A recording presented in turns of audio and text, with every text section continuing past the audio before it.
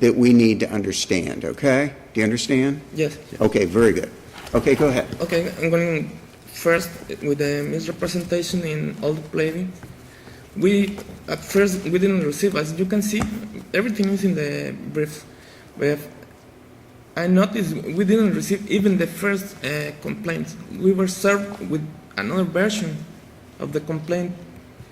We don't have even the real complaint. Okay. So I don't know where to take it, but I'm going to forward.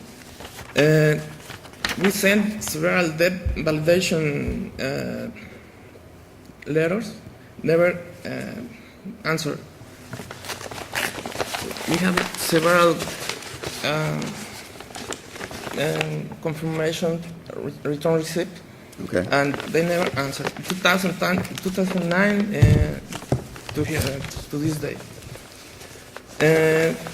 Then they say the attorney we hired, actually 3 were attorneys, only one, the last one was an attorney, and law firm, and they supposed to defend us. That's why we take time to take the case, not to take, to answer by ourselves. Here's the problem I'm having. We have a judgment by the trial court that was entered, and there was a hearing at that stage of the proceeding. One of the problems I'm having is that there is no transcript, and so how are we to determine whether the trial court made some error in granting that summary judgment? Because we were reading and we're like in the same place like you. We are blind. We need to check the docket, and we check, and it's several errors, the procedure errors. Okay, but at the hearing, what Judge Rothenberg is asking you is the hearing that took place that's being appealed now, that the judge took some testimony. There's no transcript for us to look at to see what the judge determined and how she, I think it is, determined it. And that's one of the problems we're having, which is one of the things we need in order to make a determination in this. We just want you to understand that. Yeah. But go ahead and tell me what else you think happened that was an error by the trial judge, that you think is wrong and we should send this back. Actually, I showed him the 2 versions, now 4 versions of the note. Yeah. Right now. Okay. I showed him the 2 versions of the note. I read the several cases if the exhibits conflict with the allegations, the exhibits control. So the first note is not endorsed to this bank. It's an expired corporation. I don't know how they did. Right. They do that. Okay. And then they filed they sent us like a month before the summary judgment. This evidence, I don't know, the evidence exhibit. Were you present for the hearing? I'm sorry? Were you present at the hearing? Was the original note and mortgage and assignment actually introduced or shown to the judge at that hearing? No, he didn't show his attorney. How do we know John that? McGuire. How do we know that? That's the problem. I mean, I'm asking you if that happened. You're saying that it wasn't. The other side said it was. So how do we determine whether or not the original note and mortgage and assignment were shown to the judge at that final Because hearing if we have conflicting, conflicting positions on that? Because the last hearing we had, he didn't show anything. John McGuire was the attorney, opposing attorney, and he didn't show anything. He just said, like we wrote, he just said the original. We presented the original note endorsing in blank, the original assignment, and the original mortgage.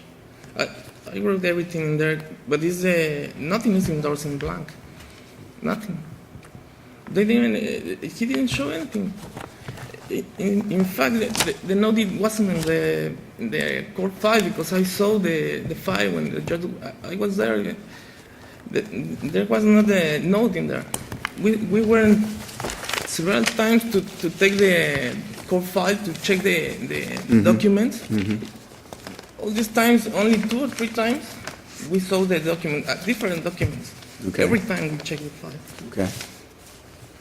And then,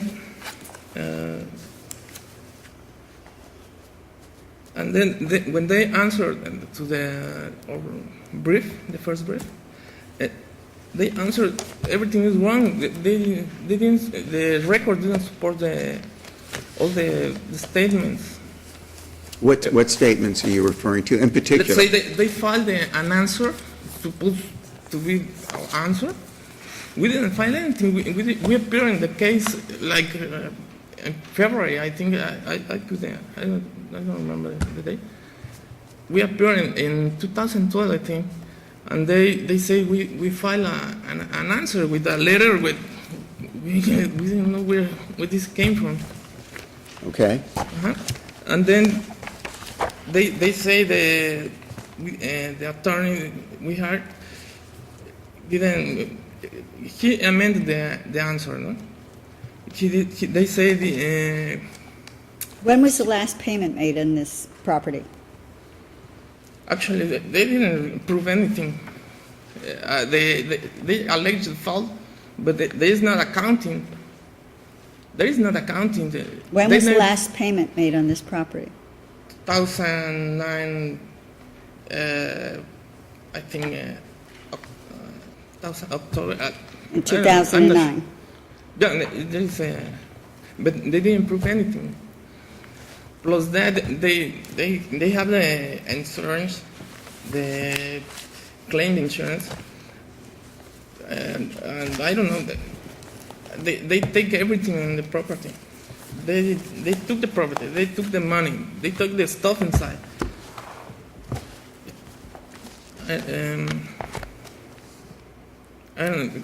We do not provide legal advice, but our clerk has a list of nonprofits and pro bono legal service providers in case that will help you. Even after a foreclosure judgment, there are certain things that can be done, and it would benefit you to have an attorney to help you with that process. The problem, like this one, the last one we had, he wanted the $35,000 to defend. but We understand these are nonprofits that do not charge if you meet certain income requirements. So if you haven't already explored that, they're online. There is a guide on our website as well, but our clerk's office has a paper collection of agencies that might be able to assist you. Is there anything else you'd like to tell us? No. Okay. Do me a favor. You two gentlemen just sit right there. And this young lady's going to have an opportunity to talk to us now. And then you can get up after she finishes, and we'll let you have a couple of minutes for any other points you want to make, okay? Good morning. Good morning. I'm Nicole Ramirez. I'm here for Appellee Midfirst Bank. May it please the court, there's many reasons why this court could affirm the lower court's ruling. There's been no evidence whatsoever of any kind of fraud. The standing was very clear. Are we here on a 1.540? Yes, it's a 1540. An additional argument that it's not included in the answer brief would also be a law of the case or successive motion rule argument. I would say there were, in the lower court, there were no less than 5 motions filed having to do with these same arguments. Motion to set aside the sale and judgment, emergency motion to postpone the sale, objection to sale, motion to vacate the judgment, motion for reconsideration and stay. 2 of those were ruled on. One was in June of 2012, and then the order that we're here today on was an August 2012 order. Additionally, this judgment was entered January 6th of 2012, and appellants appealed that final judgment at that time, but it was after the 30 days. So this court has already dismissed that prior appeal of the final judgment. That was case 12-379, the earlier case. Correct. And so that is not mentioned in the answer brief, but I would add that as part of the argument of why the lower court ruling should be affirmed. Additionally, of course, without the transcript, there is no way to know if these issues were brought up at that time. The record reflects that the original note was filed with the court. It's specifically endorsed to MidFirst Bank. It's not a blank endorsement. It's endorsed to MidFirst. An assignment of the mortgage was filed long before the MSJ hearing, and that shows assignment of the mortgage before the filing of the complaint. So the standing really was clear. Without the transcript, we don't know what was raised at summary judgment. There's also not a transcript of the motion to vacate that judgment, which that would have been the second time the same arguments were heard. Additionally, Well, it also appears that the argument is a standing argument, and that argument was not raised as an affirmative defense. correct. There are no defenses to the action. There was a letter filed way back in 2009, right after service of the complaint, that we did not have a copy of either, and only when we went to move for default and the clerk said something's been filed, then we have a copy of a signed letter answering it, but not providing any defenses. It does have a signature on it. It appears to be quite authentic. We would have no reason to believe. Is Mr. Serrano still in possession of the residence? I am not 100% sure of that. I believe so. And the reason I'm not sure was because there was a writ of possession that the sheriff would not serve because there was an appeal. There was no stay granted, but mistakenly thought, okay, I can't serve this writ. Now the house is owned by HUD. The certificate of title was issued, the court did not stay anything, and now it's a HUD home. And so that's why I'm not 100% sure, but I believe the appellant is still living in the property. Let me ask you a question, just from point of information in looking through the record that we have. Mr. Serrano says an answer was filed, but they didn't file it, and there was a motion to amend the answer, which was never heard. Do you know who filed the answer? He says that the mortgage company filed the answer. The answer that we have, and it was in, I believe the appellant attached it in the supplemental record that was provided. Right.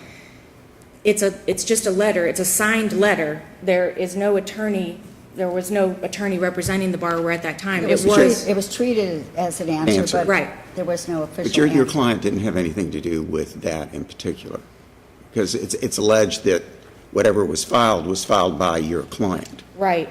Yeah, I would not have any knowledge of that, Okay. and that's certainly not anything they would ever do. And It's again, just- we it just- found out about it because we tried to move for default, and there was something in the It file. was just that- by information, I just wanted to know Yeah, what happened there. Sure. Okay.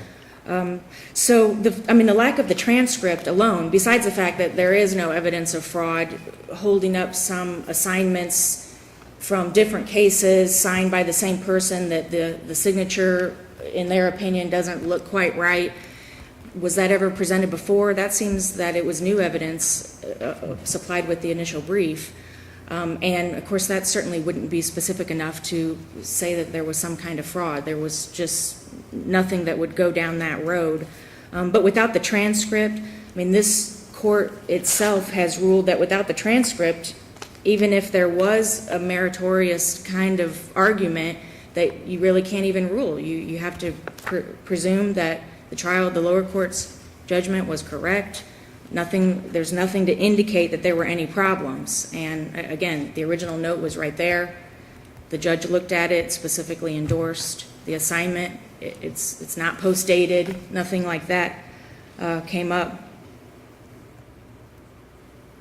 As far as any, there was an affidavit in objection to the MSJ filed 2 days before the hearing. And even that objection does not say anything about fraud and the assignments. It does say there's no standing. It has some kind of general allegations, but nothing specific about, look, this is fraud. Same with the amended answer, which there was a lawyer involved at that time. They filed a motion for leave to amend the answer. Many years later, a couple days before the MSJ hearing, it was never heard. But even in that amended answer, there's no mention of all this fraud and everything that then comes out in the appeal. And that was the same argument that was made down below in the motion for rehearing of the denial, the first dismissal, the appeal of the first dismissal. The dismissal of the first appeal, there we go. I knew that didn't sound right. So I could go on with it, but if you have further questions, it seems pretty clear. The appellee would certainly move to have the lower court's decision affirmed. Thank you, counsel. Thank you. Mr. Serrano, a couple of minutes. Anything else you want to tell us? Well, she said the standing is clear I'm established. sorry, what? She said the standing is clear established, but the exhibits conflict. Okay. You know, how do you establish the standing? Is not true. The allegations of fraud came after because the fraud the assignment was never presented. Okay. After. Okay. Everything is in the brief. Okay. Very good. Thank you both very much. Appreciate it, gentlemen. Thank you. Thank you, counsel. Thanks. You did a very good job. It's hard to get up here and do this. Thank you. We can write on. You did a very good job, both of you. Thank you very much.